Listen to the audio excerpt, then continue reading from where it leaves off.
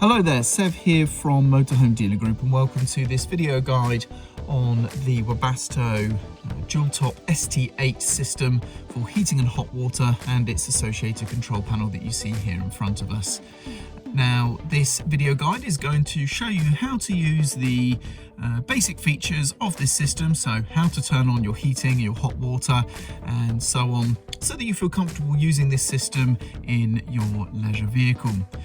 This video will not be covering any troubleshooting or problem solving, so if you are having an issue with this system or this control panel, then please seek the help of a technical professional or refer to your instruction manuals. And we will also not be covering any of the more in-depth things like setting programs and timers and things like that.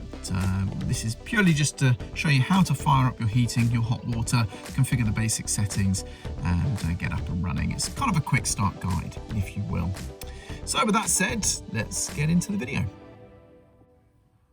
So first things first, on the screen, it's going to be very hard to see, but there is a sort of display there. If I use another light source, you might be able to, there you go, you can see the information on the screen here saying the heater is off. You can see the Webasto logo, that it's a dual top system. We can see the time and date, and in the top corner we can also see that we are connected to mains electricity. Now, this does not have a backlight when this screen is on, hence the reason why I had to use another light source to show that. But what we're going to do is then turn the panel on, and then the backlight will kick in and we'll be able to see and operate the different functions. So that's done by pressing the little power button here, and we're good to go. Now we have 4 buttons essentially, other than the power button. We have these 2 buttons here and 2 up and down buttons here. Now, the up and down buttons are typically used to make selections or change values.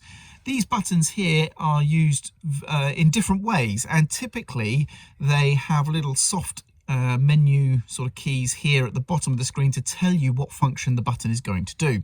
So as we can see here, the left button is going to be taking us to a menu, and the right button is going to be taking us, or starting whatever it is we have selected. But let's start by showing you the menu.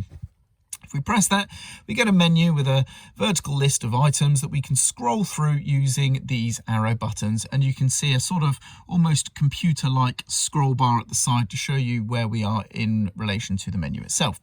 So at the moment we're right at the very, very top.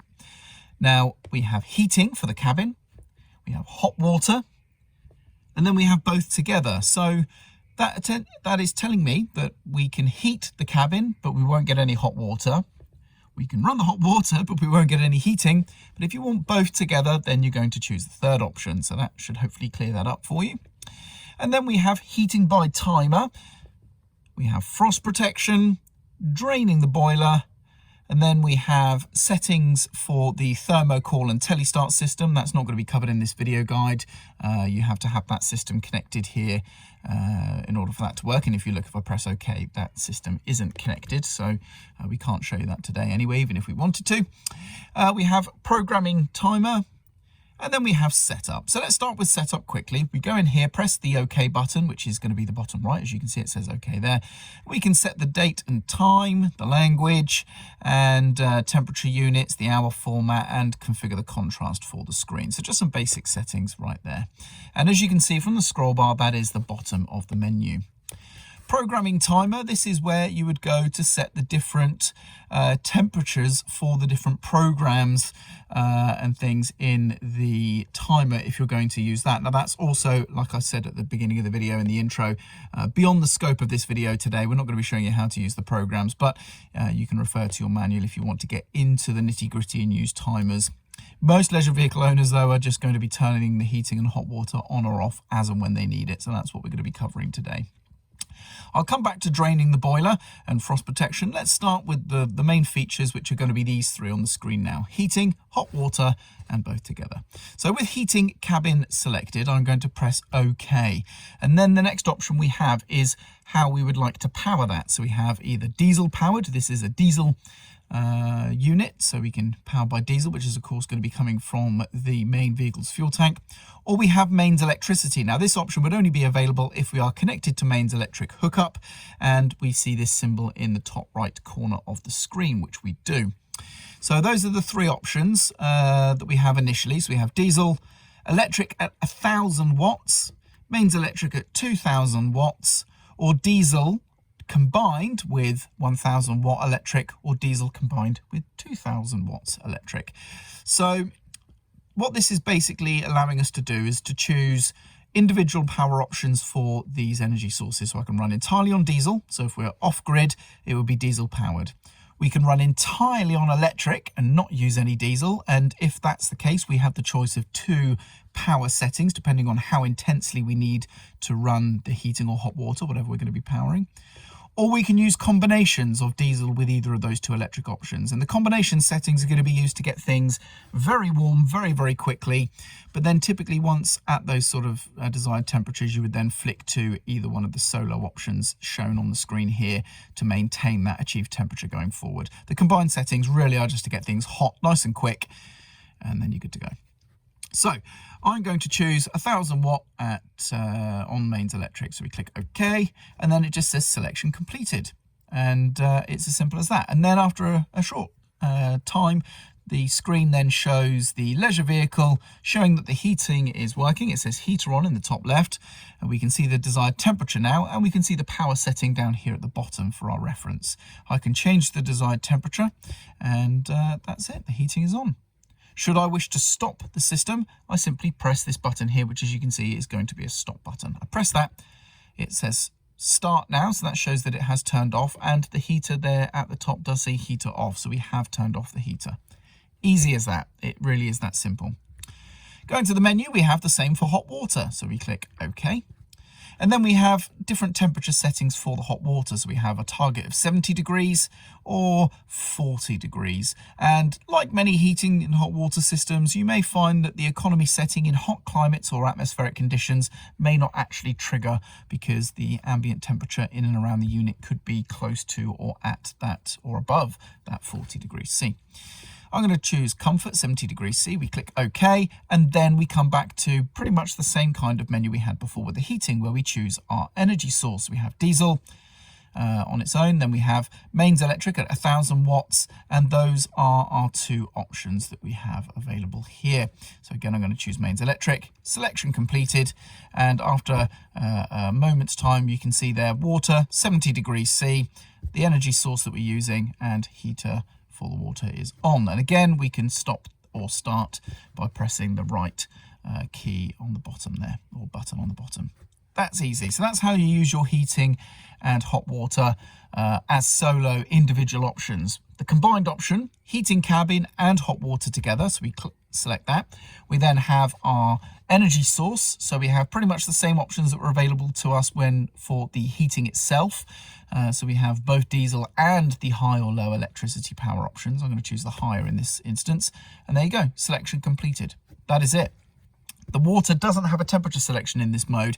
It is going to choose the hottest of those settings, so it's going to target 70 degrees C, and we can choose the target temperature for the heating here using the up or down arrows while the system is running. Again, we can see the water is on, the cabin is targeting 30 degrees C, we're running on mains electric at 2000 watts, and the heater is on. I'm going to click stop. That's how you would turn the system off. Likewise, if I wanted to choose diesel as the option there, then we would do the same thing, but this time we're going to choose diesel.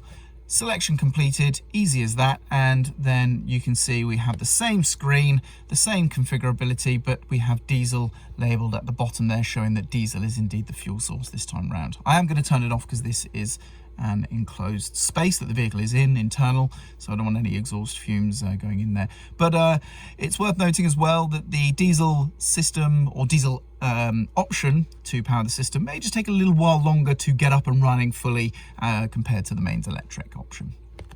So back to the menu, we go back down now. We have heating by timer, and again, very much the same kind of thing as we saw before. This is where you choose your program that you would have set before, but again, not going to be covering that in this video. Frost protection. So you're going to use this when you have water in your heating and hot water system. So your vehicle is primed with the water, but the temperatures may drop, say overnight, for example, and you are a little bit concerned about potentially the system freezing. Normally we would advocate that you drain the system down whenever that is going to happen and you're not using the vehicle. That saves any risk. But if in the instance that for any reason that cannot happen and you do need to have the water remain while the temperatures drop below freezing, then you can use the frost protection modes here. Again, we just choose an energy source and that's that. And it's just going to then just keep the system sort of warm so that it's not really going to be usable for heating or for the water either, but it is just going to stop any frost or ice forming and protecting the boiler itself. Now this won't affect your plumbing, it is purely just to protect the boiler and the heating and hot water system from cold weather. Again, we can stop it pressing the same button. And then lastly, I believe if we come down here, we have draining boiler. We click OK, like so. Press OK to confirm boiler drainage and we hit the OK button. And then you can see it says draining. Press menu to select heating operation or press stop to abort drainage. I'm gonna abort the drainage because again, we are indoors, but that is how you drain the boiler whenever you are winterizing or draining your water system.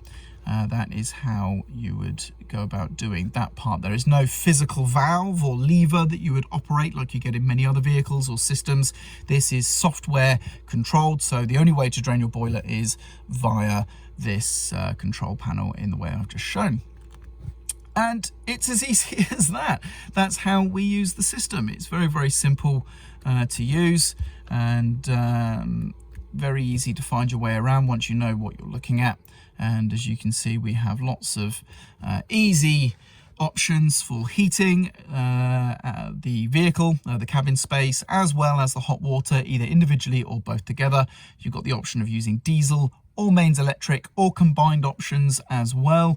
So it's a very, very capable system, super easy to use. Now, when you're done and you want to turn things off, all you need to do is simply turn off whatever is running via the button on the right there to make sure it says, you press it when it says stop, and you'll know it's stopped because whatever is running will say off next to it at the top, and that button will now say start. And that means it's off, and then we can simply turn off the panel and system by pressing the power button there. And as you can see, it says shutting down, and that may take a few minutes depending on what it needs to do to shut everything down. But once it is fully shut down, then the panel will return to that Webasto logoed screen that you saw at the start of the video. And there we go, that's how to use the basic functions of the Webasto Dual Top ST8 system and its control panel. Hopefully you found this video useful. I'm Sev, and thank you very much for watching.